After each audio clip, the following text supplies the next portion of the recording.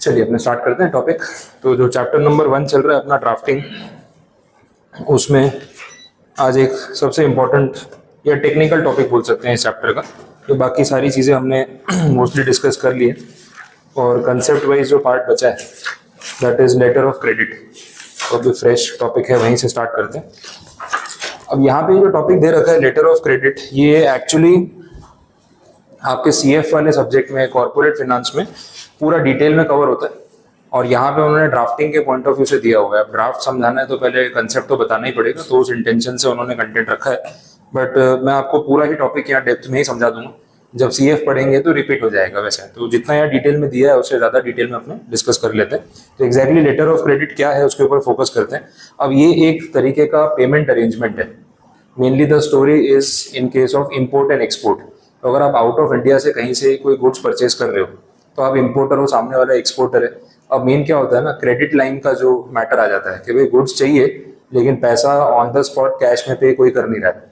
अब क्रेडिट पे या उधार पे गुड्स खरीद रहे हो तो जो सेलर है, सेलर कहीं ना कहीं टेंशन में रहेगा कि यार मैंने गुड्स भेज तो दिया, एक तो दूसरे कंट्री में एक्सपोर्ट कर रहा हूँ, फिर बाद में पता चला सामने वाले ने पेमेंट नहीं दिया, तो फिर कैसे बात बनेगी। तो मैंने बोला भैया एडवांस पेमेंट करना पड़ेगा। एडवांस पेमेंट करने में वो डरता है, बोले मैंने पेमेंट भेज दिया फिर आपने पैसे मतलब गुड्स नहीं भेजे तो क्या होगा।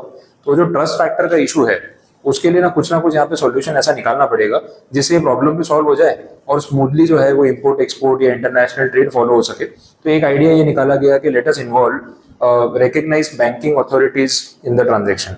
तो एक बैंक मेरे कंट्री का है, एक बैंक आपके कंट्री का है। अगर ये दोनों बैंक्स इस ट्रांजेक्शन में फॉर्मली एंड कॉन्ट्रैक्चुअली इन्वॉल्व होते हैं तो फ्रॉड होने के चांसेस और ट्रस्ट डेफिसिट जो है वो खत्म हो जाएगा। अब इस इंटेंशन से यहाँ पे ये डॉक्यूमेंटेशन की जो बात हो रही है उसमें डॉक्यूमेंट का ऑफिशियल नाम रखा है लेटर ऑफ क्रेडिट। अब यहाँ पे आप देखोगे तो मिनिमम 4 पार्टी होगी, एक इंपोर्टर होगा, एक एक्सपोर्टर होगा, एक मेरे कंट्री की बैंक होगी, एक आपके कंट्री की बैंक होगी। अब इनके बीच में डॉक्यूमेंट्स एक्सचेंज होंगे, इनके बीच में पैसा एक्सचेंज होगा और इनके बीच में गुड्स एक्सचेंज होगा। अब ये सिस्टम कैसे वर्क करता है अपने एक वो डायग्राम के थ्रू देख लेते हैं, क्योंकि यहाँ पे है नहीं, CF वाले मैंने रखा हुआ इसमें नहीं है, तो उससे आपको इजीली क्लैरिटी आएगी क्या चल रहा है। तो देख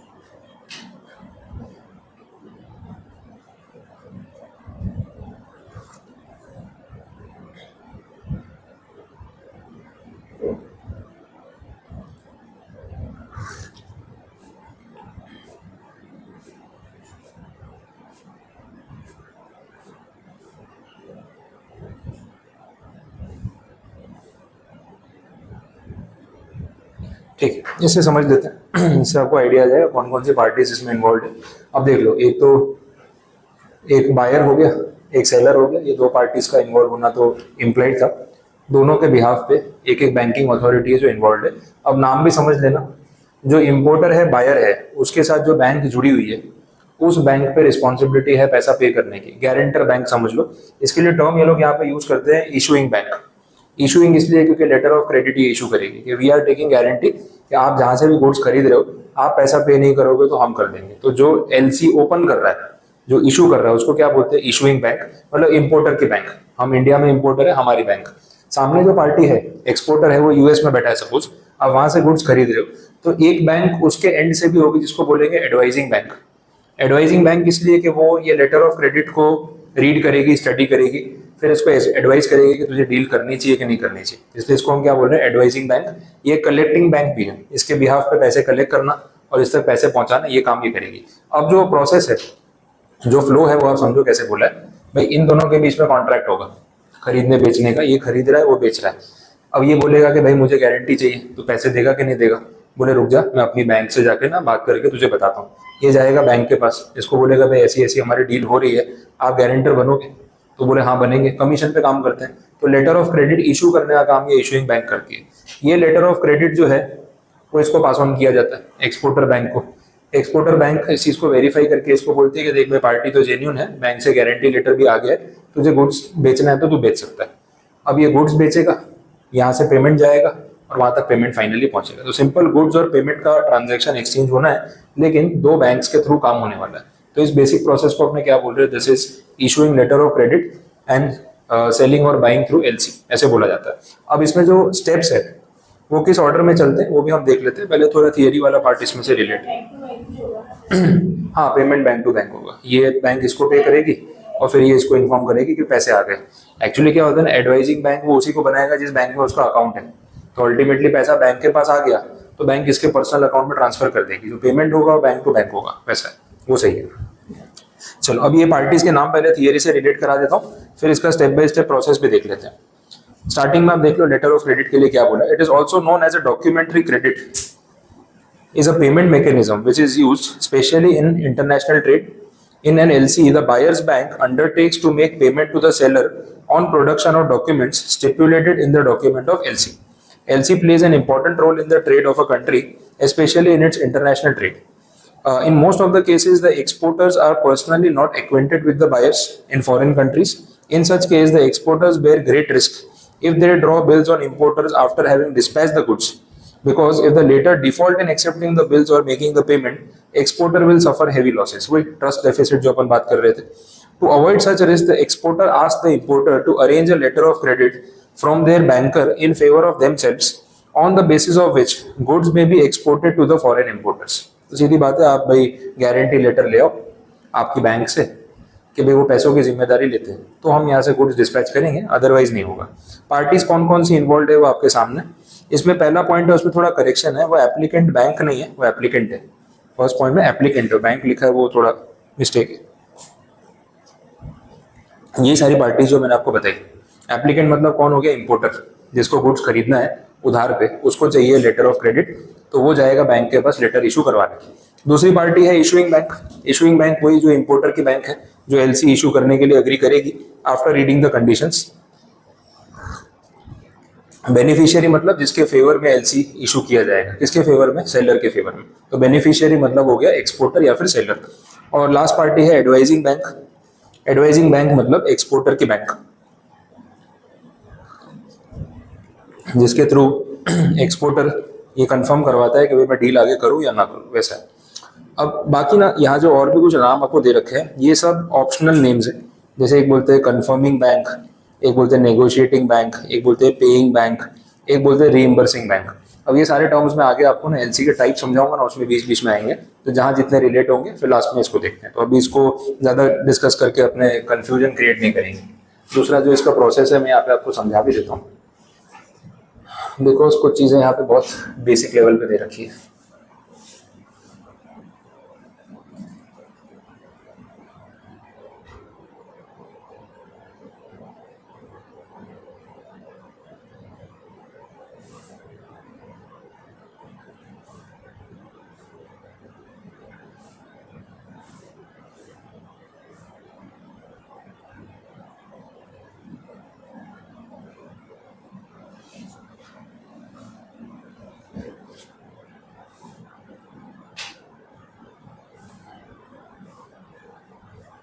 देखो ये थोड़ा फ्लो है, ये सारी चीज़ें किस सीक्वेंस में हो रही है ये आपके माइंड में क्लियर रहेगा तो इजी है।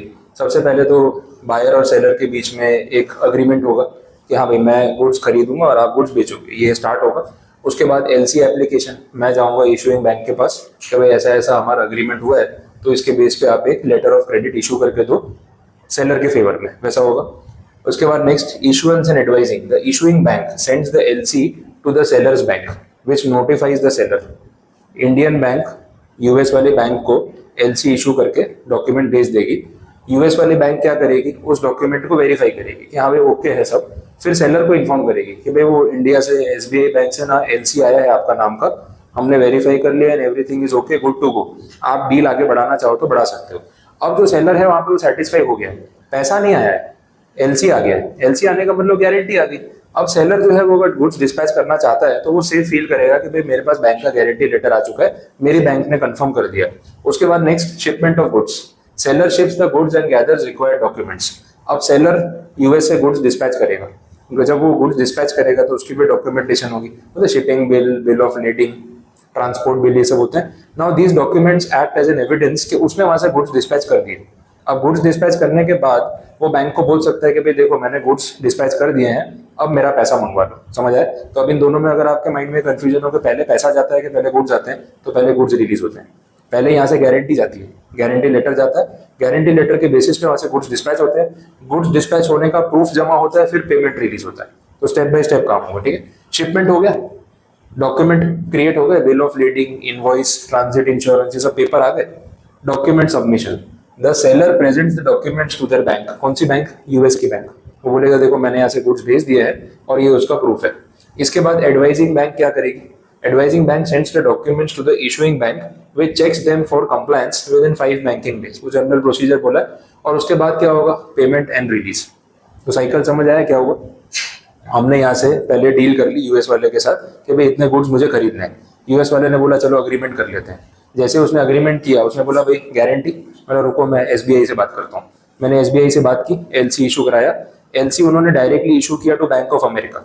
बैंक ऑफ अमेरिका ने एक्सपोर्टर को कंफर्म किया कि भाई गारंटी लेटर आ गया है, सब कुछ ओके है, आप गुड्स डिस्पैच कर दो। जैसे ही वो गुड्स डिस्पैच करेगा, डिस्पैचिंग का प्रूफ आ गया, वो प्रूफ वो सबमिट करेगा एडवाइजिंग बैंक को, उसकी बैंक ऑफ अमेरिका को, देखो मैंने गुड्स डिस्पैच कर दिया है, आप एसबीआई को बोलो कि आप पेमेंट रिलीज कर दें। Bank of America SBI bank को बोलेगी कि भाई अब आप पेमेंट रिलीज कर दो, मेरे क्लाइंट ने गुड्स डिस्पैच कर दिए, ये उसका invoice, bill of leading, transport bill, सारे प्रूफ है। एसबीआई उसको वेरीफाई करेगी, फिर अपना जो बायर है उसको बताएगी कि भाई तेरे गुड्स वहां से निकल गए हैं, हम पैसा रिलीज कर रहे हैं, और पेमेंट रिलीज हो गया। तो जो एलसी इशू करने वाली बैंक है वो आपका पेमेंट लास्ट में रिलीज करेगी गुड्स के डिस्पैचिंग का कंफर्मेशन आने के बाद। तो ये पूरा प्रोसेस का फ्लो है कि एलसी वाला सिस्टम कैसे काम करता है। क्लियर? जो पार्टीज इन्वॉल्व है वो सारी वही जो अपन ने यहाँ पे देखी। क्लियर हो गया? सिंपल है। फ्रॉड हुआ या एक्सीडेंट हुआ? देखो फ्रॉड होने के चांसेस तो कम है, मतलब एक्सीडेंट के चांसेस ज्यादा रहते हैं, क्योंकि ट्रांजिट में जो कैरियर है वो थर्ड पार्टी है। आप खुद तो गुड्स लेके जा नहीं रहे हो कि पहले आपने गाड़ी स्टार्ट की, पैसा मंगवाया, फिर गाड़ी रिवर्स लेके घर आ गए, वो तो होने वाला है नहीं। एक बार आपने कैरियर को सामान दे दिया है तो वो शिप पे जा रहा है, और शिपिंग कंपनी अलग होती है, तो शिपिंग कंपनी फ्रॉड तो नहीं करेगी, तो वो चांसेस बहुत नेग्लिजिबल है। हाँ, अगर शिप का एक्सीडेंट हो गया पानी में और शिप डूब गई, तो जो यहाँ पे उन्होंने टर्म यूज किया ही था ट्रांजिट इंश्योरेंस, तो उसमें फिर क्लेम जो है वो ट्रांजिट इंश्योरेंस के नाम पे इंश्योरेंस कंपनी से आपको लेना है। इसमें बायर का नुकसान नहीं होने वाला।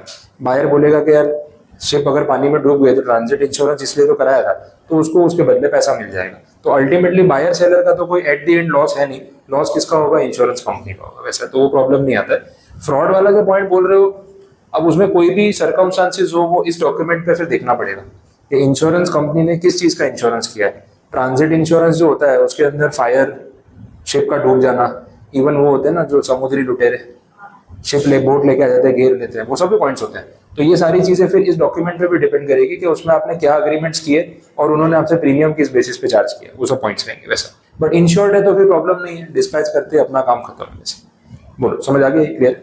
चलो आगे बढ़ते हैं। अब नेक्स्ट जो पार्ट है यहाँ पे डॉक्यूमेंट्स की बात हो रही है। आई थिंक ये इसमें से क्लियर ही हो गया आपका, सेम ही चीजें हैं।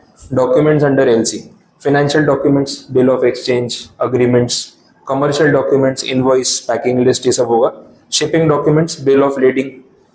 ऑफिशियल डॉक्यूमेंट्स में लाइसेंस, सर्टिफिकेट ऑफ ओरिजिन, मतलब जो गुड्स मैं मंगवा रहा हूँ यूएस से, वो गुड्स लाइसेंस्ड है, वहाँ की सरकार के रूल्स के हिसाब से बनाए गए हैं।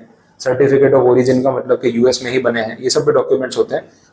नॉर्मल प्रोडक्ट्स में ऐसा इशू नहीं आ सकता है, लेकिन मेडिसिनल प्रोडक्ट्स जो होते हैं, फार्मास्यूटिकल प्रोडक्ट्स होते हैं, फूड प्रोडक्ट्स होते हैं, उसके अंदर ना ये सब डॉक्यूमेंट्स भी साथ में भेजने पड़ते हैं। अच्छा, इंडियन गवर्नमेंट के भी तो लॉज होंगे, वैसे अपने लॉज की कोई इतनी वो है नहीं।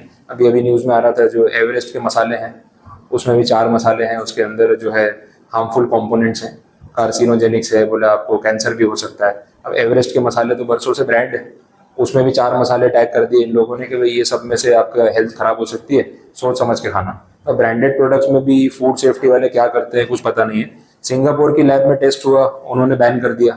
यूएस में टेस्ट हुआ, उन्होंने बैन कर दिया। इंडियन अथॉरिटीज ने अभी तक कोई एक्शन लिया नहीं, क्योंकि इतना बड़ा ब्रांड है, एकदम से ऐसा एक्शन लेने से पहले भी 100 मीटिंगें पीछे होती होगी, सेटिंग भी चलती होगी, कुछ होगा कि नहीं होगा। अगर कुछ ऑप्शन नहीं निकला तो बैन करना पड़ेगा 2-4 महीनों के लिए, नहीं तो फिर चलता रहेगा। तो अपने यहाँ पड़ी नहीं है, लेकिन अगर आप दूसरे कंट्रीज में जाओ तो वो लोग बहुत ज़्यादा कॉन्शियस है, खासकर फूड प्रोडक्ट्स को लेके। अभी सोशल मीडिया पे अब अवेयरनेस इतनी हो गई है कि लोग कंपैरिजन करते हैं। मैं बीच में वो फूड फार्मर करके हैं इंस्टा पे, आपने देखा होगा, काफी फेमस है वो लड़का, और वो सही कर रहा है बहुत सारे प्रोडक्ट्स के लिए। वो मेन तो अवेयरनेस क्रिएट कर रहा है कि जो आप खा रहे हो वो क्या खाना चाहिए, क्या नहीं खाना चाहिए। तो पाम ऑयल है, प्रिजर्वेटिव्स है, थिकनर्स यूज होते हैं, ये सब चीज़ों के अगेंस्ट वो बहुत ज़्यादा प्रोटेस्ट भी करता है, और उसकी वजह से बहुत सारी कंपनीज प्रेशर में भी है। कोला कंपनीज ने डिक्लेयर किया कि हम शुगर कंटेंट कम करेंगे, शुगर के ऑल्टरनेटिव ढूंढेंगे, बिकॉज पर ग्लास जो शुगर जा रही है वो बहुत ज़्यादा है। अवेयरनेस आने की वजह से फर्क पड़ा है, तो 50 साल से बेच रहे हैं, कहाँ चेंज किया उन्होंने। अभी उस दिन कंपैरिजन बता रहा था, फैंटा में, लेज में, आपके बिस्कॉफ बिस्किट में, ये सब का कंपैरिजन था। यूएस में सेम कंपनी के प्रोडक्ट्स बिक रहे हैं, उनके इंग्रेडिएंट्स और अपने इंग्रेडिएंट्स में बहुत फर्क है। यहाँ पे ना और refined palm oil, vegetable oil use करते हैं क्योंकि सस्ता पड़ता है, और इंडियन कंज्यूमर को पैसा भी नहीं खर्च करना। यूएस में उसके बदले कंपल्सरी या तो वो कॉर्न ऑयल यूज करते हैं या सनफ्लावर ऑयल यूज करते हैं, पाम ऑयल अलाउड नहीं है। पाम ऑयल सस्ता है लेकिन हेल्थ वाइज सबसे खराब है, कोलेस्ट्रॉल का प्रॉब्लम उस वजह से बढ़ता है, हार्ट अटैक्स बढ़ते हैं। और इंडिया में हर चीज में पाम ऑयल यूज होता है। आप कोई भी प्रोडक्ट देख लो, आप बेकरी आइटम खा लो, आप बिस्किट्स खा लो, या फिर आप चिप्स खा लो, सबके अंदर पाम ऑयल है। अभी मैं बीच में बिस्किट लेके आया, तो मैं वो न्यूट्रा चॉइस या उसके कुछ थे, रागी बिस्किट लाया, तो आई थॉट चलो रागी बिस्किट है तो मैदा से अलग है, तो मैं बिस्किट खाता हूँ, तो मैं ट्राई करता हूँ कि या तो आटा बिस्किट हो या रागी, ऐसा कोई है फाइबर वाले तो वो ले आओ। अब रागी बिस्किट लाके इंग्रेडिएंट पढ़ रहा हूँ तो पीछे लिखा है रिफाइंड पाम ऑयल। खाली कलर रागी का दे दिया तुम लोगों ने, है 50-60% रागी है, 30% आटा है, तो चलो मैदा नहीं है, पर फिर पाम ऑयल तो डाल ही दिया। तो मतलब क्या हुआ हेल्दी खाने का? तुम 20 रुपए के बदले 60 रुपए का बिस्किट बेच रहे हो रागी के नाम पे, फिर वापस पाम ऑयल यूज कर रहे हो। तो कम से कम ढंग का ऑयल तो यूज कर लेते, पैसा तो चार्ज कर ही रहे हो। तो कंपनीज भी वैसा ही बेचती है, कंज्यूमर भी वैसे ही खाता है। अब लोगों को आइडिया है नहीं। इसमें टोमेटो केचप यूज करते हैं अपने, वो केचप में आर्टिफिशियल थिकनर यूज होता है, टोमेटो प्यूरी तो है ही नहीं, तो पूरा केमिकल है। ये आजकल बच्चों के लिए स्कूल वाले खास स्ट्रिक्टली मना करते हैं, बोले टिफिन में केचप मत भेजना, अलाउ ही नहीं करेंगे, क्योंकि केचप एक्चुअली हेल्थ के लिए अच्छी चीज है नहीं। अब बच्चों को टेस्ट लग जाता है तो हर चीज केचप के साथ खा रहे हैं। और टीवी पे ऐड देखा है आपने, सारा जो नाश्ता बन रहा है स्कूल का केचप के साथ बन रहा है, मम्मियाँ पैक करके दे रही है। वो लोग प्रमोट वैसे ही कर रहे हैं, पर उसके अंदर जो कंपोनेंट्स है वो ठीक नहीं है। तो बहुत सारे कंट्रीज ना सर्टिफिकेशन के बिना गुड्स इंपोर्ट करना, एक्सपोर्ट करना अलाउ नहीं करते।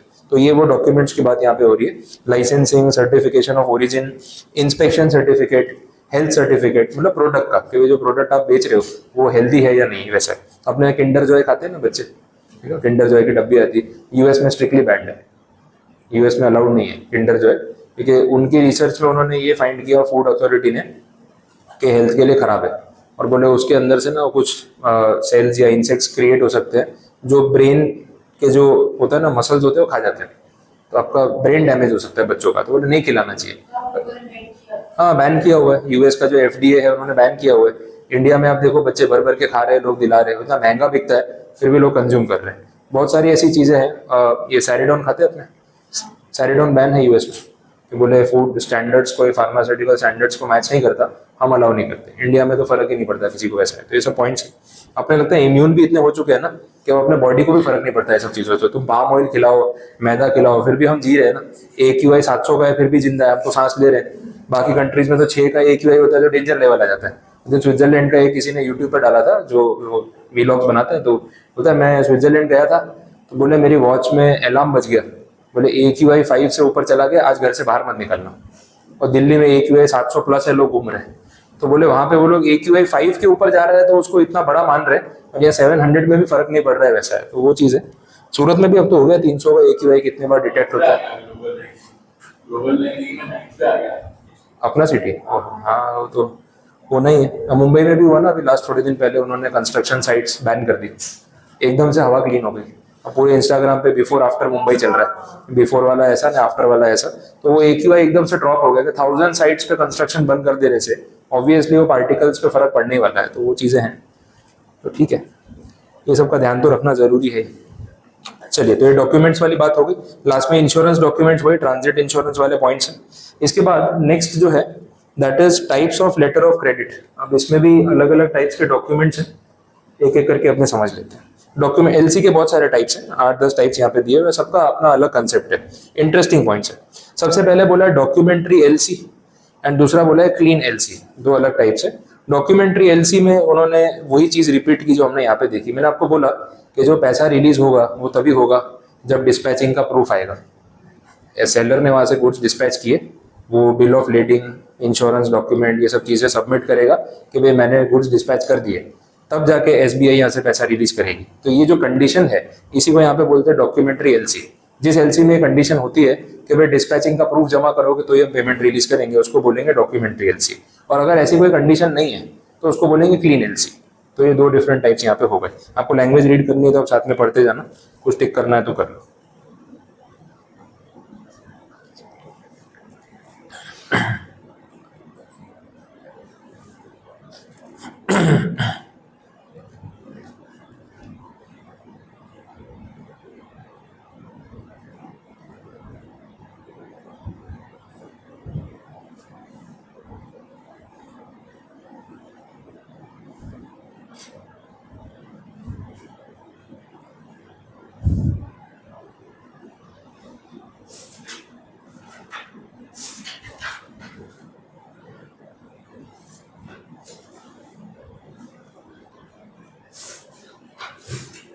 चलो देखें आगे।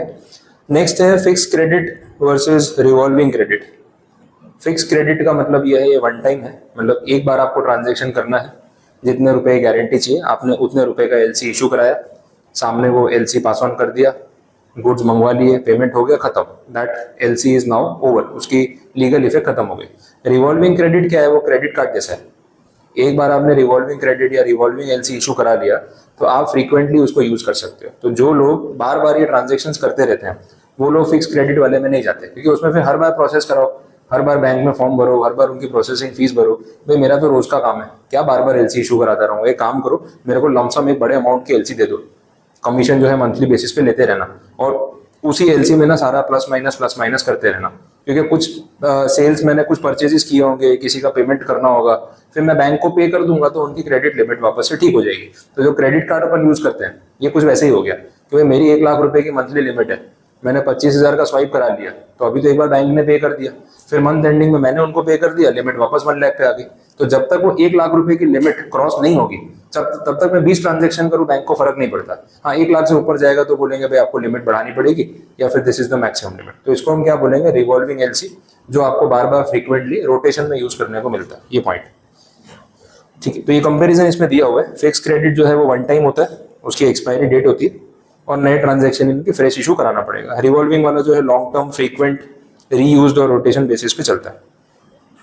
थर्ड पॉइंट देख लो, रिवोकेबल एंड इरिवोकेबल एलसी, नाम से ही पता चल रहा है। रिवोकेबल का मतलब है कि बैंक के पास ये राइट है कि वो जब चाहे इस एलसी को कैंसिल कर सकते हैं। The issuing bank has the right to cancel the LC at any point of time without any prior notice, बताए बिना कैंसिल कर सकते हैं। थोड़ा रिस्की है ये, तभी हो सकता है जब इन बिटवीन उनको ये पता चले कि इशू करवाने वाले ने कोई फ्रॉडुलेंट एक्टिविटी करके मिसयूज करने की कोशिश की है। अदरवाइज नॉर्मल सर्कमस्टांसिस में ऐसा नहीं होता है। तो ये चीज थोड़ी सी रिस्की हो सकती है बेनिफिशियरी के लिए, जिसके फेवर में इशू हुआ है वैसा। इरिवोकेबल में कैसा है कि सारी पार्टीज के कंसेंट के बिना इशू करने वाली बैंक एलसी कैंसिल नहीं कर सकती। तो उनको पहले एडवाइजिंग बैंक से बात करनी पड़ेगी, बेनिफिशियरी से बात करनी पड़ेगी, इशू जो एप्लीकेंट है उससे बात करनी पड़ेगी, सबकी सहमति से काम होगा। तो इसमें क्या बेनिफिशियरी ज्यादा सेफ फील करेगा कि भाई मेरे से बात किए बिना पीछे एलसी कैंसिल हो गई, वैसा थ्रेट यहाँ पे नहीं है। तो ये कैटेगरी है। नेक्स्ट जो है कंफर्म्ड एंड अनकंफर्म्ड एलसी, अच्छा पॉइंट है ये भी। कंफर्म्ड एलसी का मतलब यहाँ पे क्या है, हमने जो बैंक्स की बात की थी ना उसमें हमने देखा कि एक अपनी एसबीआई है जो इशूइंग बैंक है और एक सामने बैंक ऑफ अमेरिका है जो एडवाइजिंग बैंक है। अब नॉर्मली तो ऐसा होता है कि भाई एसबीआई जो है वो एलसी इशू करती है और उसमें जो रिस्क है वो सारा इन पे होता है। एसबीआई इज लायबल ना, कल को अगर कुछ भी प्रॉब्लम होता है तो SBI is liable to pay to the bank of America और वो एक्सपोर्टर को पैसा पे करेंगे, ऐसा है।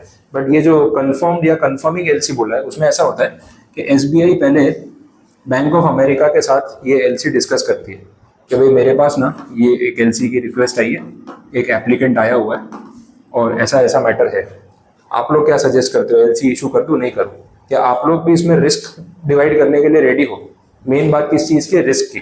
अगर यहाँ पे एसबीआई ने बैंक ऑफ अमेरिका से एडवाइस मांगी और बैंक ऑफ अमेरिका ने बोला कि हम इस ट्रांजैक्शन को कंफर्म करते हैं, कंफर्म करने का मतलब है कि हम भी इसमें रिस्क टेकर बनेंगे, अब क्या होगा पता है, यहाँ जो अपना वो एक्सपोर्टर था ना, एक्सपोर्टर डबल सेफ हो गया।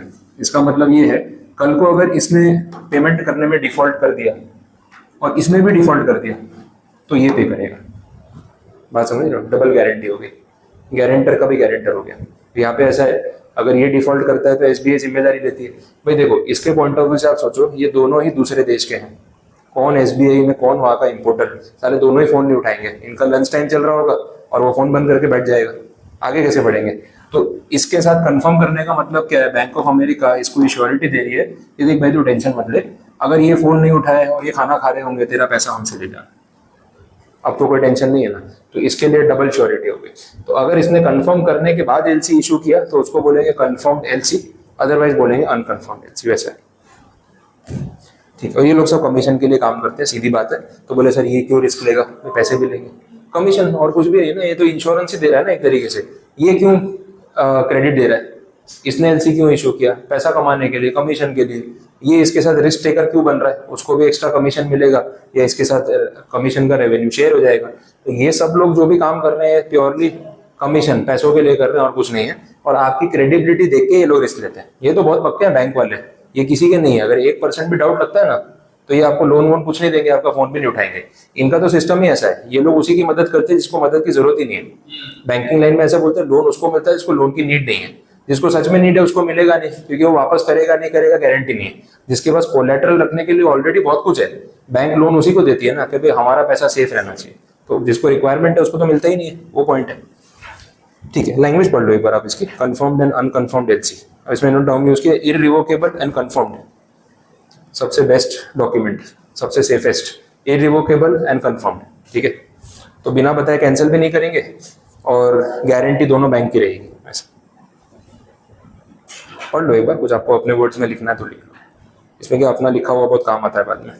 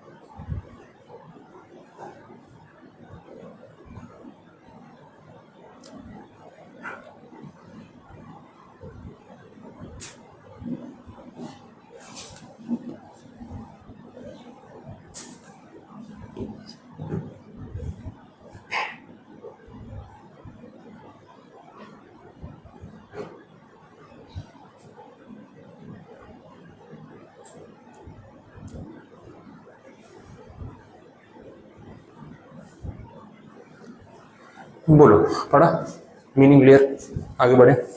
नेक्स्ट है with and without recourse credit. With recourse का मतलब होता है कि कोई सॉल्यूशन होना प्रॉब्लम का, recourse means solution, without recourse मतलब कि इसके आगे कोई जिम्मेदारी नहीं है हमारी, वैसा। अब ये विथ रिकोर्स और विदाउट रिकोर्स में क्या होता है, इसमें ऐसा है कि जो रिस्क की बात हो रही है ना, उसके पॉइंट ऑफ व्यू से एग्जांपल है। Without recourse and with recourse में ऐसा है कि जो एक्सपोर्टर है ना, इसके पॉइंट ऑफ व्यू से आपको बात समझनी है। विथ रिकोर्स अगर हम बोल रहे हैं तो इसका मतलब जो रिस्क है वो घूम फिर के इसके ऊपर आ सकता है, और अगर विदाउट रिकोर्स की बात कर रहे हैं तो इसकी कोई जिम्मेदारी नहीं, शॉर्ट में ऐसे। अब लैंग्वेज के साथ टैली कर लो एग्जैक्टली क्या बोल रहे हैं। In case of with recourse bill, the banker as the holder of the bill can recover the amount of the bill from the drawer in case the drawee of the bill fails to pay it. Drawee मतलब कौन, जिसने bill accept किया। Bill किसने accept किया होता है, buyer ने। तो ड्रॉई का मतलब कौन होता है, बायर। इन सब में पैसा चुकाने की जिम्मेदारी किसकी है, इसकी है ना। तो ये है drawer of the bill, sorry ड्रॉई of the bill. जो पार्टीज की बात हो रही है इसको हम बोलेंगे ड्रॉई या इसको बोलेंगे पेयर, या इसको बोलेंगे बायर, इसको बोलेंगे इंपोर्टर, सब एक इसी के नाम है। सामने जो पार्टी है इसको हम बोलेंगे ड्रॉअर ऑफ द बिल। इसने बिल ड्रॉ किया, इसने बिल एक्सेप्ट किया, इसने बोला कि भैया गुड्स भेज दो, मैं पैसे दे दूंगा। अगर ये पैसे देने से मना कर दे तो एसबीआई वाले फंसेंगे। एसबीआई वालों ने इनको पे कर दिया है, लेकिन फिर एसबीआई जब इससे पैसे रिकवर करने जाए और ये पैसा देने से मना कर दे तो बात समझ आ रही? तो ये लोग भी तो रिस्क पे है ना, नुकसान तो हो ही सकता है। विदाउट रिकोर्स वाले केस में ऐसा है कि अगर इसने पैसा देने से मना कर दिया तो सारा लॉस किस पे आ जाएगा? SBI, without recourse. और अगर विद रिकोर्स है उसका मतलब क्या होता है कि अगर ये पैसा देने से मना कर दे तो एसबीआई इसके पास भी जा सकती है कि भाई उसने पैसे नहीं दिए, आप पैसे दो। Drawee if denies the payment then drawer can be held liable. अगर ऐसा कोई ट्रांजैक्शन होता है तो उसको बोलते हैं विद रिकोर्स। तो विद बिल ऑफ एक्सचेंज वाले पॉइंट ऑफ व्यू से आपको सोचना है। बिल ऑफ एक्सचेंज में कैसा होता है, दो पार्टीज होती है, मैंने आपके नाम का, वो बिल डिस्काउंटिंग वाला केस नहीं होता, ये थोड़ा वैसा है। अगर आप उस पॉइंट से सोचोगे तो आपको बात समझ आएगी। इसको छोड़ देते हैं, चलो जनरली बता देता हूँ बिल डिस्काउंटिंग वाले पॉइंट से। अगर बिल ऑफ एक्सचेंज है, मैंने आप पे बिल ड्रॉ किया है, आपने बिल साइन करके दिया, इसका मतलब लायबिलिटी किसकी है? पेमेंट की, आपकी है। मैंने वो बिल दिखा के बैंक से डिस्काउंट करा दिया, तो एसबीआई वालों ने वो आपका साइन किया हुआ बिल देख के मुझे कमीशन काट के पैसे दे दिए। अब अल्टीमेटली वो एसबीआई वाले इन फ्यूचर आपसे पैसा मांगने आएंगे कि नहीं आएंगे? आएंगे। जब वो आपके पास आएंगे, अगर आपने उनका पैसा दे दिया तो ट्रांजेक्शन क्लियर, अगर आपने नहीं दिया तो क्या करेंगे? वो मेरे पास आएंगे। समझ आ रहा है? सर वो आपने बिल साइन करके दिलवाया था, आपकी पार्टी तो पेमेंट ही नहीं कर रही, अब आप पेमेंट करो, हमें तो हमारा पैसा वापस चाहिए। आपने बोगस पार्टी के नाम से हमसे पैसा डिस्काउंट करा लिया, आपकी पार्टी पेमेंट नहीं कर रही, आप पे करो। बात समझ आई? इसको बोलते हैं issuing bill of exchange with recourse. With recourse का मतलब है कि मैं आज आपका साइन करा के आपके नाम पे बिल डिस्काउंट करा लो, कल को आपने पैसा नहीं भरा ना तो बैंक मुझसे वापस मांगेगी। ये समझ आ रहा है? और विदाउट रिकोर्स का मतलब क्या है? मैंने बैंक को पहले ही बोल दिया, मेरा उसकी जिम्मेदारी मैं नहीं लेता हूँ। उसने बिल साइन करके दिया है, ये बिल है, मुझे डिस्काउंट करके दे दो, अगर कल को ये पैसा नहीं देना मुझे फोन मत करना। समझ आया? ये हो गया विदाउट रिकोर्स। तो इसमें ना एक्सपोर्टर जो है वो सेफ रहता है कि बाद में मेरे ऊपर कुछ भी नहीं आएगा। तो अगर जनरली अगर देखा जाए तो एक्सपोर्टर्स की डिमांड ये होती है कि जो भी एलसी आप इशू करा के लाओगे वो विदाउट रिकोर्स वाला होना चाहिए। मैं क्यों फंसू भाई, मैंने सामान भी बेचा, मेरे से पैसे मांगोगे? आपका जो रिएक्शन था कि ये क्यों देगा, एग्जैक्टली वही पॉइंट है कि भाई विदाउट रिकोर्स वाला होगा तो ही मैं आगे डील करूंगा, विद रिकोर्स वाले में मेरा कोई लेना देना नहीं। कल को तुम्हारी एसबीआई को तुमने पैसे नहीं दिए तो बात मेरे तक नहीं आनी चाहिए, बस दैट इज द पॉइंट। ठीक है, ये तो थियोरेटिकली दोनों ऑप्शन पॉसिबल है, कोई अग्री नहीं करेगा विद रिकोर्स वाले में, वो प्रैक्टिकल बात है वैसा। अब थियोरी पढ़ लो।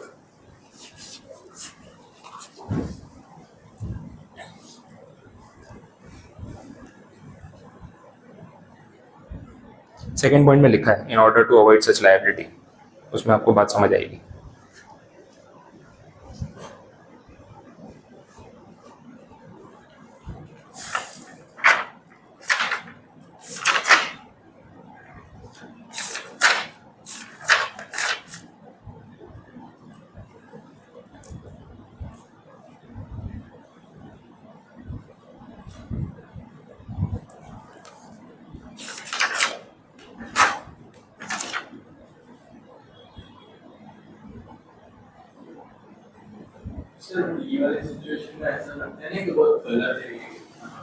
ऑन पेपर है, ये होगा ही नहीं, मतलब विद रिकोर्स वाला जैसा प्रैक्टिस में चलता भी नहीं।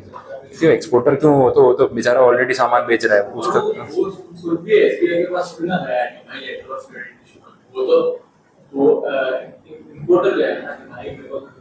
इसलिए तो उन्होंने वो सेंटेंस में आगे तुरंत ही लिख दिया ना कि जनरली सेलर, एक्सपोर्टर, ड्रॉवर जो भी होता है ना, वो इंपोर्टर को बोलता है कि जो भी क्रेडिट आप अरेंज करो ना वो विदाउट रिकोर्स वाला ही करना, without recourse to the drawer, मेरे तक कुछ नहीं आना चाहिए। बोले नहीं भैया ऐसा नहीं होगा, मैं डील नहीं करनी अपने, मैं तो दोनों साइड से फंसूंगा, तो गुड्स भी ले जाएगा तो डिफॉल्ट भी कर जाएगा, मेरे गुड्स भी चले जाएंगे और पैसे भी चले जाएंगे, तो वो नहीं करना है।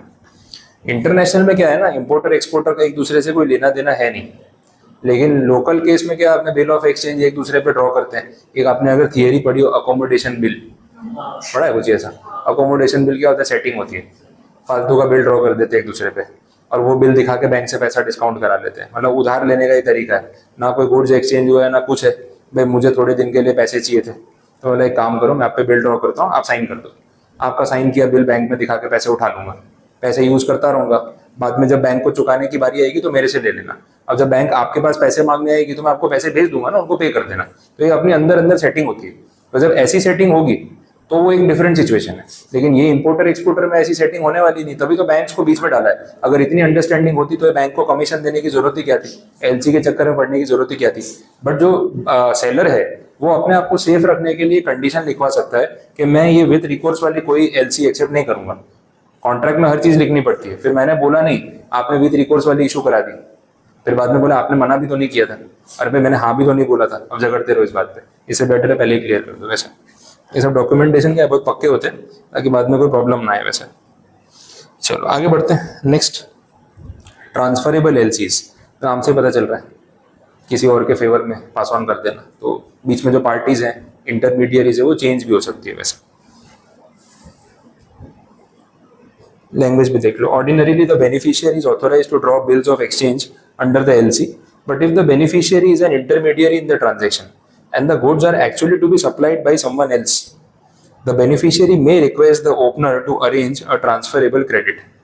मतलब यहाँ जो सेलर दिख रहा है वो खुद भी इंटरमीडियरी है। मतलब मैं खुद सामान नहीं बेच रहा हूँ, मैं तो इंटरमीडियरी हूँ, मैं किसी से लेके ही प्रोवाइड कर रहा हूँ। तो फिर ये एलसी उस पर्सन को ट्रांसफरेबल होनी चाहिए, ऐसी कंडीशन अपन रखेंगे। क्योंकि अल्टीमेटली गुड्स जहाँ से आ रहे हैं पूरा पैसा तो उसको ही मिलना चाहिए। मतलब मैं यहाँ बेनिफिशियरी दिख रहा हूँ बट अल्टीमेटली तो मैं एजेंट हूँ, तो मेरा तो खाली कमीशन का ही काम है, सामान तो कोई और बेच रहा है। तो ये एलसी अभी मेरे फेवर में आप इशू कर रहे हो वो ठीक है, पर फिर ये एलसी असली मालिक को ट्रांसफरेबल होनी चाहिए ताकि वो पैसा रिकवर कर सके। तो इसको हम बोलेंगे ट्रांसफरेबल एलसी। वैसा नेक्स्ट पॉइंट है बैक टू बैक एलसी। यहाँ थोड़ा शॉर्ट में दिया हुआ है, मैं डिटेल आपको बता देता हूँ। बैक टू बैक एलसी में ऐसा है, ये एक प्रिंसिपल एलसी इशू होती है जो इंटरनेशनल लेवल पे हुई। जैसे इस ट्रांजेक्शन में एसबीआई ने एलसी इशू की थी, इस एलसी के बेसिस पे एक सेकेंडरी एलसी भी इशू हो सकती है। किसी एक डॉक्यूमेंट को गिरवी रखना दूसरे डॉक्यूमेंट के लिए, वैसा होता है। ये कुछ वैसी बात होगी। तो दो डॉक्यूमेंट यहाँ पे बनेंगे, एक होगा उसको बोलेंगे प्रिंसिपल एलसी और दूसरे को बोलेंगे सेकेंडरी एलसी। थोड़ी इसकी लैंग्वेज बता देता हूँ, अगर आपको लिखनी हो तो या नोट डाउन भी कर सकते हो। उन्होंने थोड़ा शॉर्ट में दिया हुआ है, मैं खुद भी अभी सर्च कर रहा था एड ऑन कराने के लिए, तो पॉइंट्स तो काफी सिंपल है।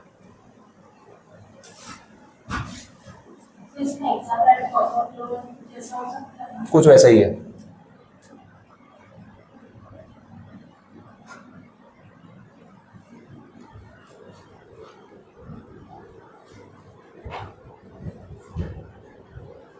A trade finance mechanism where a bank issues a new or a second LC to a supplier secured by the primary master LC previously received from a buyer।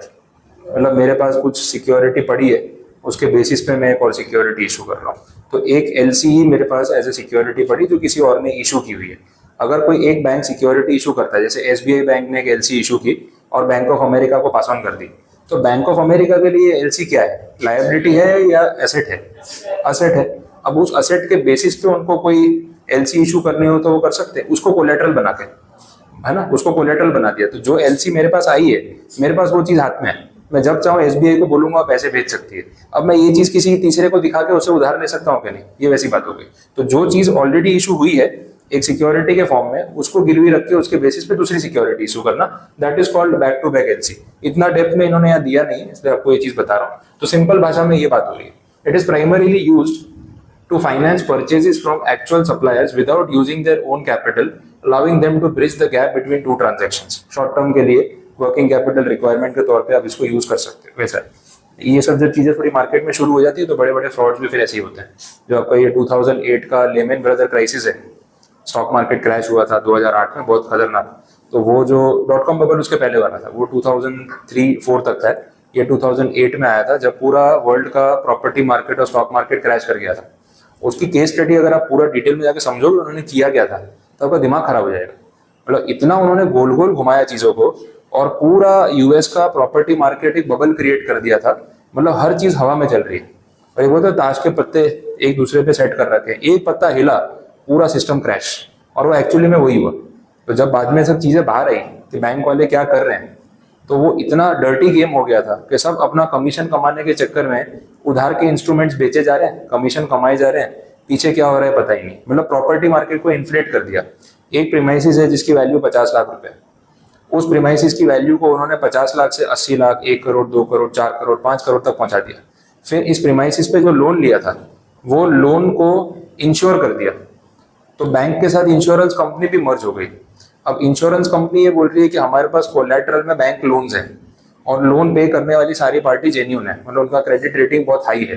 धीरे धीरे ये पता चला कि जितनी प्रॉपर्टी की वैल्यू है और जितनी क्रेडिबिलिटी है, क्रेडिट स्कोर है, वो बहुत लो है, और फालतू लोन्स को अच्छे लोन्स बता बता के उसको बेच दिया मार्केट में, और वो इंस्ट्रूमेंट्स बना दिए, घूमे जा रहे हैं घूमे जा रहे हैं, वैल्यू बढ़े जा रही है। मतलब इन शॉर्ट समझ लो, अंडरलाइंग असेट की वैल्यू 5 रुपए और उसको दिखा दिया है 100 रुपए। कभी तो बात सामने आएगी। फिर क्या हुआ, जो लोन्स थे, बैंक लोन्स, प्रॉपर्टी लोन्स, लोग डिफॉल्ट करने लगे। अब जब डिफॉल्ट करने लगे तो इंश्योरेंस कंपनी से बैंक वाले पैसा मांगने लगे, भाई तुमने इंश्योरेंस किया था ना, तुम्हारा बोरोवर तो डिफॉल्टर हो गया, लाओ तुम पैसे लाओ। अब इंश्योरेंस वाले बोले इतने सारे पैसे हम कहाँ से लाएं। तो ये सारा जब मार्केट में बाहर आई बात है, तो एक साथ सारा प्रॉपर्टी मार्केट क्रैश, सारे स्टॉक्स क्रैश, इसमें सारी बैंक्स, सारी इंश्योरेंस कंपनीज, फाइनेंशियल मार्केट वाली सारी कंपनी डाउन। तो इसका इम्पैक्ट पूरे वर्ल्ड पे पड़ा, पूरा वर्ल्ड रिसेशन आया और मार्केट बहुत खतरनाक तरीके से क्रैश हुआ। तो ये सब चीजें जो ऐसे इंस्ट्रूमेंट्स घूमने लग जाते हैं ना, बहुत रिस्की काम होता है वैसा है, बट ठीक है, शॉर्ट टर्म के लिए चलेगा, यहाँ ऐसी कोई नेगेटिव बात नहीं है। नेक्स्ट पॉइंट बोला है LC with red clause and green clause, ये भी अच्छा पॉइंट है। बेसिक मीनिंग यहाँ देखते हैं।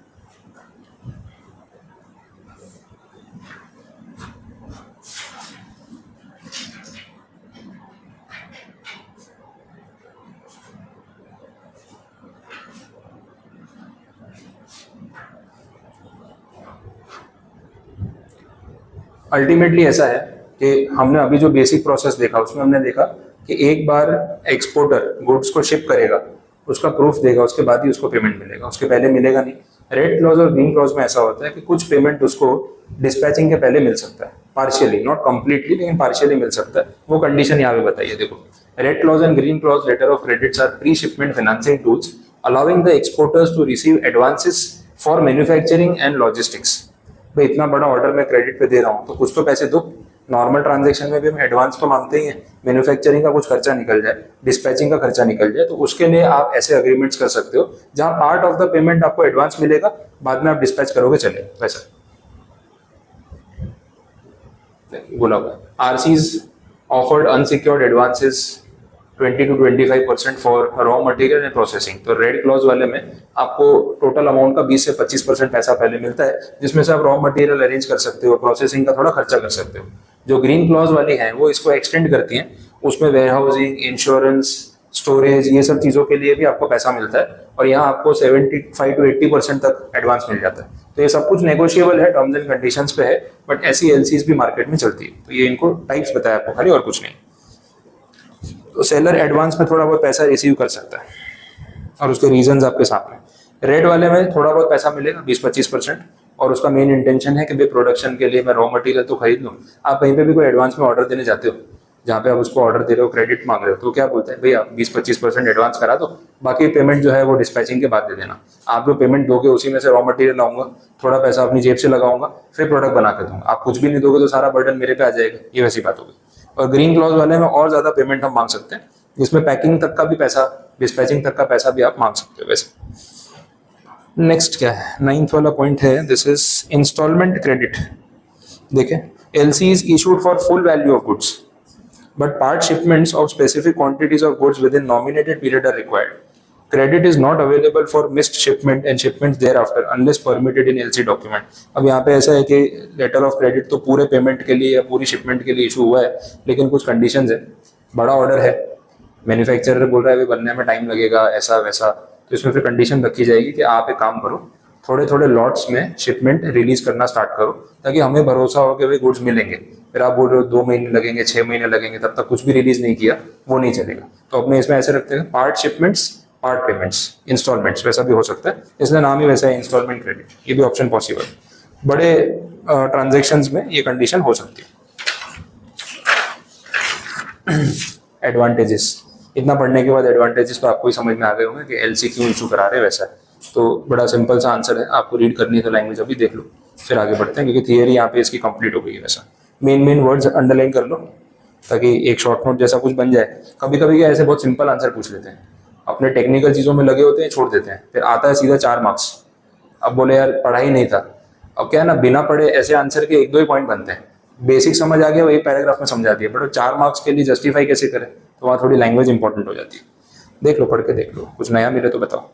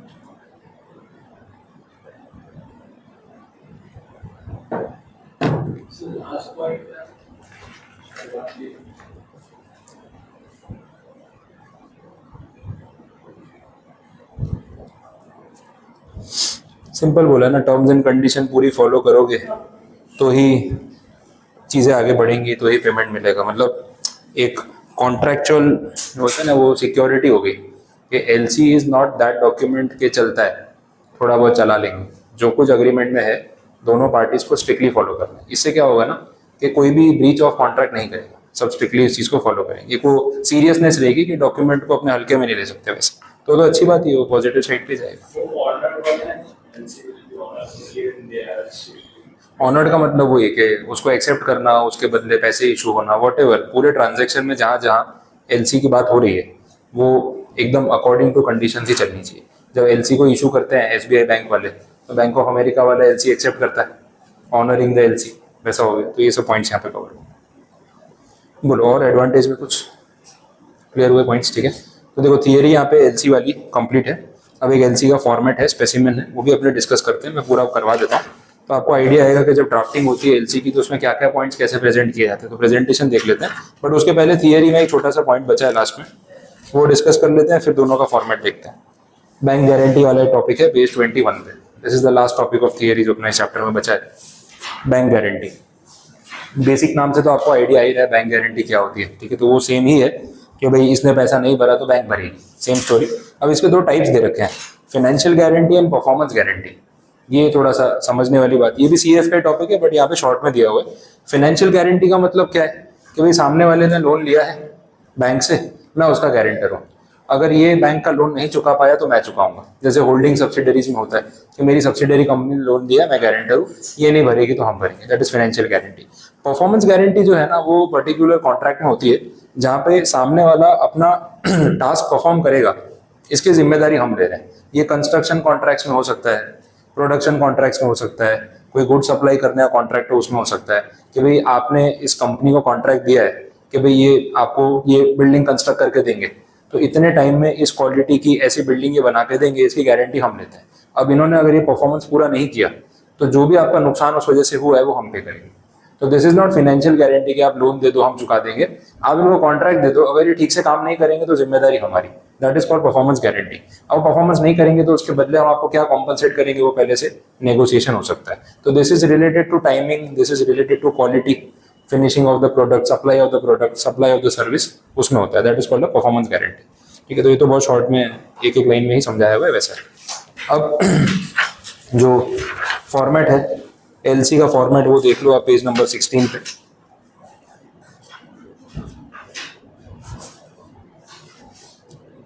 चलिए प्रेजेंटेशन देख लेते हैं क्या क्या टर्म्स आ रहे हैं इसमें। पहले तो डेट मेंशन की हुई है, फिर किसके नाम किसके फेवर में इशू किया, ऑब्वियसली बेनिफिशियरी के फेवर में इशू होगा तो उसका नाम, उसका एड्रेस, टाइटल दे दिया irrevocable revolving standby letter of credit number. Irrevocable है, रिवॉल्विंग है, ठीक है, तो इसका मतलब ये है कि बार बार यूज हो सकता है। तो एक बार हम इशू कर रहे हैं तो अगर आप इस पार्टी के साथ बार बार ट्रांजैक्शन करते हो तो इसी एलसी में बैलेंस प्लस माइनस होता रहेगा eight the request of the applicant.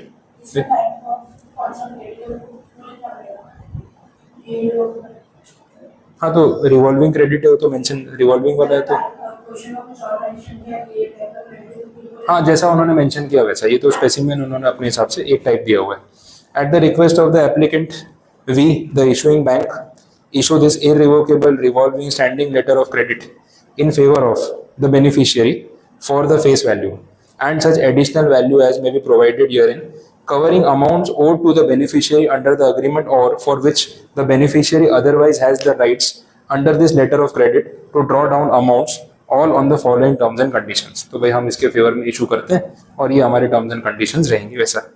अब डेफिनेशंस आ गई। सबसे पहले तो एडवाइजिंग बैंक का मतलब क्या, अग्रीमेंट का मतलब क्या, बैंकिंग डे किसको बोलते हैं, डिमांड किसको बोलते हैं, ये सब टर्म समझा दिए ताकि इनको लेके बाद में कोई डिस्प्यूट ना हो। ये सब टर्म्स आपको अंदर यूज होते हुए कहीं ना कहीं मिलेंगे। एक्सपायरी डेट का मतलब और ट्रेडिंग करेंसी कौन सी होगी, और उसमें बोले आईएनआर का मतलब क्या है, trading currency is INR. Now what is INR, तो बोले इंडियन रुपीज। वो भी इतना भी स्पेसिफिक लिखा हुआ है ताकि इसको लेकर भी कोई बाद में कंफ्यूजन नहीं होना चाहिए। नेक्स्ट टर्म्स एंड कंडीशंस क्या है, the issuing bank unconditionally and irrevocably undertakes to the beneficiary that this LC shall cover a face value। देखो बता दी category, irrevocable, unconditional। LC shall also cover request against partial payments and or multiple drawings, क्योंकि वो revolving है तो multiple drawings allow करना पड़ेगा। Subject to terms of the LC, the beneficiary may request partial or multiple drawings under the LC by submitting a demand to issuing bank at its counter in Delhi in relation to each such drawing। आपको जब चाहिए आप पैसा मांग सकते हो और दिल्ली वाली हमारी ब्रांच पे आप ऐसे इशू करवा सकते हो। Subject to the terms of this letter of credit, the issuing bank unconditionally irrevocably undertakes to the beneficiary that on the day of receipt by it of a demand it will honour the claim without demur and pay to the beneficiary the amount requested in that demand. बिना time waste किए, बिना कोई extra delay किए, हम लोग जिस दिन आप रिक्वेस्ट करोगे हम पेमेंट ट्रांजैक्शन जो है वो इमीडिएट कर देंगे। The issuing bank unconditionally undertakes to the beneficiary that following any payment pursuant to a demand, it shall automatically and immediately thereafter reinstate the value of this letter of credit by the amount paid in order to restore this letter of credit to the face value. The issuing bank shall notify the beneficiary immediately after any reinstatement of LC to the face value। भाई जैसे ही request की तो bank ने पैसा चुका दिया। अब bank पैसा कहाँ से चुका रही है, आपके अकाउंट में से भी तो सेटल करेगी। अगर बैंक अपने फंड्स में से एक्सपोर्टर को पे कर भी देती है तो आपके अकाउंट से पैसा काट लेगी। जैसे आपके अकाउंट से पैसा काट लेगी तो आपकी एलसी की लिमिट तो वापस से फुल हो जाएगी ना, मतलब रीइंस्टेट हो जाएगी। जितना उन्होंने आपके बिहाफ पे पे किया था वो सेटल हो जाएगा। तो ये बात बोलिए। और बेनिफिशियरी को वो लोग इन्फॉर्म भी करेंगे कि भाई जो पैसा हमने आपको दिया है वो हमें पार्टी से मिल चुका है, तो अब एलसी की लिमिट वापस से फुल्ली अवेलेबल है। तो ये रीइंस्टेट करके इन्फॉर्म करने वाला काम भी वो लोग करेंगे। This standby revocable LC is available for negotiation directly with the issuing bank or branch to any beneficiary's banker without recourse to the applicant। आगे without recourse वो point हो गया। The issuing bank unconditionally undertakes to the beneficiary that if the payment pursuant to any demand is not made at site, interest base rate plus 6.25% would be payable from the date of such demand till the date of actual payment। Bank बोल रही है कि आपने demand किया और हमने payment करने में डिले किया तो इतने इंटरेस्ट के साथ हम पैसा पर पे करने के लिए लायबल रहेंगे वैसा। तो बेस रेट जो भी होगा प्लस 6.25%। बेस रेट डिपेंड करता है रेपो रेट है या वो लिबोर रेट है कौन सा है, वो डिपेंड करता है। This LC shall not be discharge by any change in the issuing banks constitution. Issuing bank के कॉन्स्टिट्यूशन में, उसके मैनेजमेंट में कहीं पे भी कोई भी चेंज आ जाए इस एलसी में चेंज नहीं आएगा, क्योंकि जो जैसे चलता है वैसे ही चलेगा। इंडियन लॉज में कोई चेंज आ जाए तो भी कोई फर्क नहीं पड़ेगा।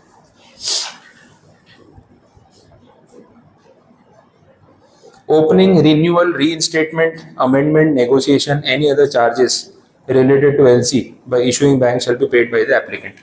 इस पूरे LC को लेके जो कॉस्ट वाला पार्ट है इशू कराने का सारा खर्चा वो एप्लीकेंट का रहेगा, वो क्लैरिफाई कर दिया।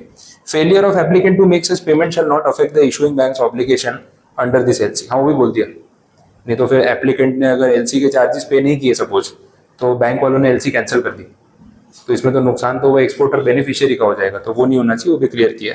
The issuing bank unconditionally irrevocably undertakes to the beneficiary that if at least dash days prior to the expiry of this LC applicant fails to replace or renew such LC with another LC, then beneficiary shall be entitled to draw down the full value of this letter of credit as security for payment of the amount payable by the applicant।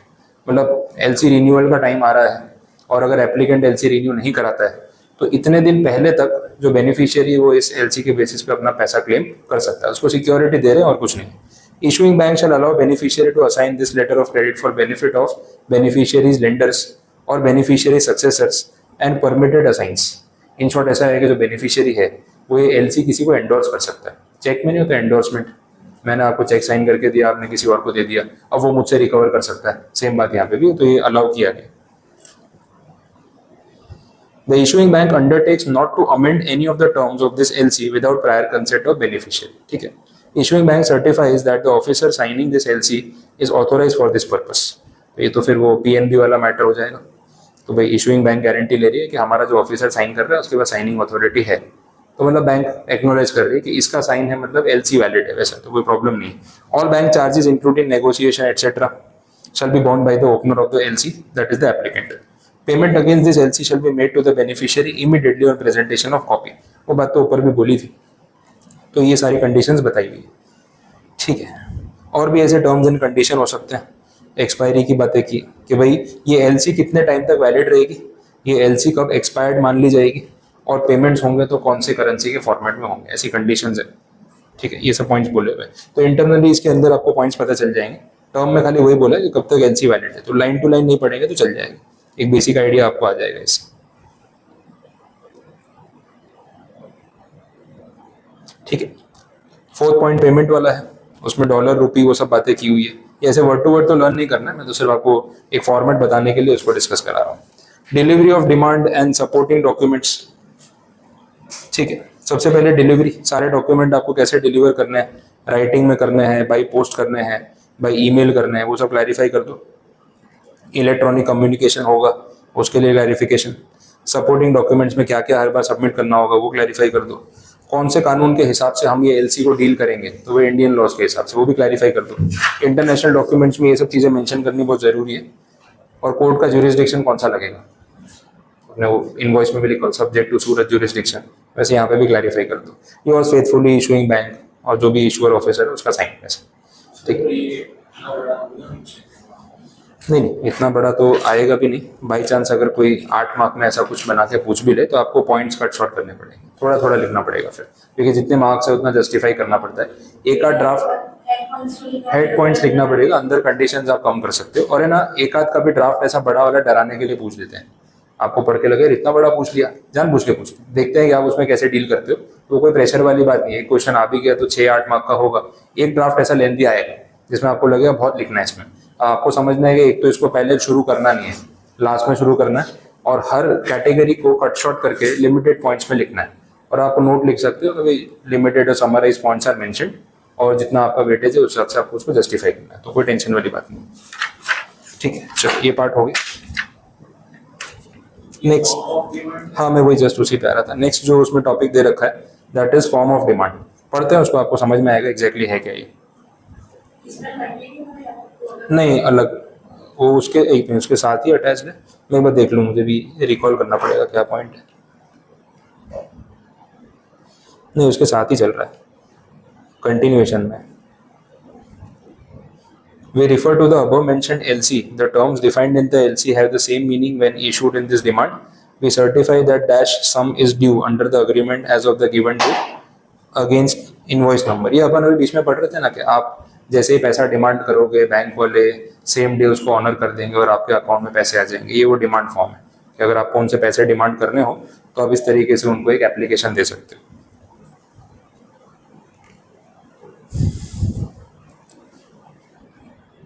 देखो इसमें ना alternative भी दे रखा है. ये form of demand के 2 format, एक तो फर्स्ट हाफ है और एक ऑल्टरनेटिव्स करके लिखा है सेकंड हाफ है.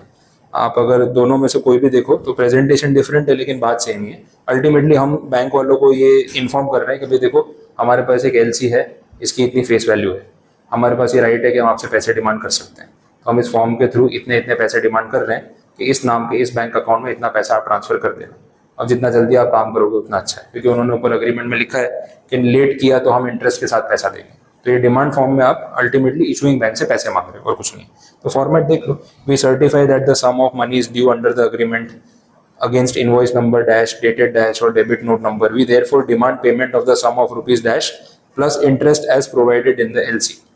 वो इसलिए आप लिख रहे हो कि भाई डिले हुआ तो फिर इंटरेस्ट के साथ ही पैसे भेज देना, हम पहले ही लिख रहे हैं इसके अंदर. ऑल्टरनेटिव में भी देख लो उसमें क्या चेंज है. The face value of this LC shall be equal to dash rupees. The aggregate liability under the LC is restricted to rupees dash. All documents prescribed are enclosed herewith.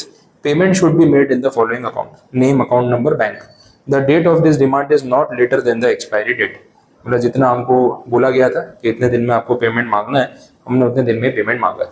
तो demand form है, हम issuing bank को issue करके पैसा मांग सकते हैं, simple. अब एग्जाम में ये डिमांड फॉर्म अलग से पूछ सकते हैं, पूरा एलसी नहीं आएगा तो ये वाला टॉपिक आएगा, छोटा सा है ये, 4 या 5 मार्क्स, 4 मार्क्स तक जा सकता है। हाँ, बेनिफिशियरी जो पैसा मांग रहा है।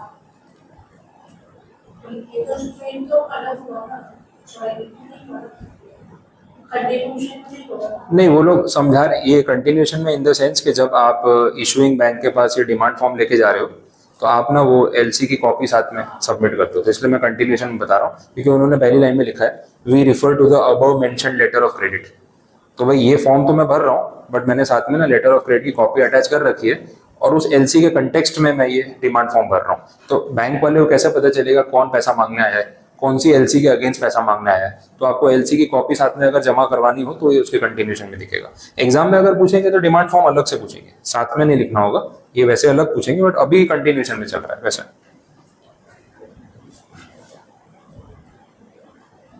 ठीक है, क्लियर, ये आप समझ आए? चलो, बैंक गारंटी वाला अपन ने मीनिंग तो देख लिया, उसका भी एक स्पेसिमेन है।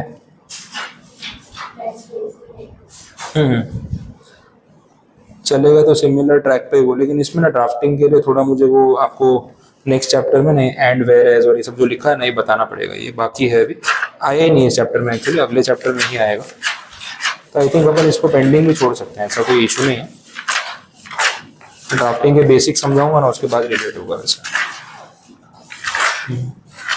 इसको अभी के लिए अपने होल्ड पे रख सकते हैं, क्योंकि आगे के चैप्टर्स में इस टाइप के बहुत सारे एग्रीमेंट्स कवर हो जाएंगे। टेक्निकल चीजें समझाने के बाद लिखवाऊंगा तो आपको लिखने में मजा भी आएगा, अभी फिर वो थोड़ा सा याद करने जैसा हो जाएगा, और हर पॉइंट बीच बीच में समझाने जाऊंगा तो मजा नहीं आएगा। ठीक है, और कुछ बचा इसमें? थियरी वाला पार्ट तो सारा कंप्लीट।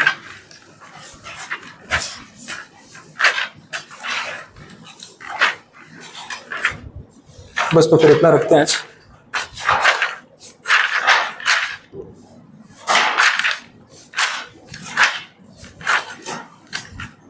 इतना काफी है। अब कल आगे का नेक्स्ट चैप्टर तो मैं स्टार्ट करूंगा ही, इसमें ड्राफ्टिंग में फिर अपने ऐसे रखते हैं कि लेक्चर तो रहेगा, साथ में ना 20 मिनट्स या half an hour upon writing के लिए एक्स्ट्रा रखते हैं। तो 1 घंटे का बैच तो अपना रेगुलर है, बाकी 20-25 मिनट रखते हैं, क्योंकि अब एक लेक्चर में आपको सारे ड्राफ्ट लिखवाता रहूँगा तो वो ज़्यादा फिर टायरसम हो जाएगा। और रोटेशन में रखते हैं, थियरी पढ़ेंगे वो लेक्चर वाला पार्ट, और डेली 2-2 ड्राफ्ट लिखेंगे।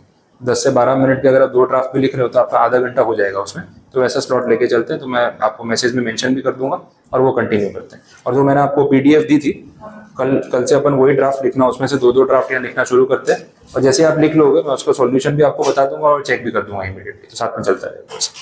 ठीक, हाँ, कल ही फिर कंटिन्यू करते हैं, कल साथ में चेक कर दूंगा। नहीं, फिर आज लिखने वाला नहीं रखते, कल से मतलब घर से कुछ नहीं, कल से यहीं पे लिखना शुरू।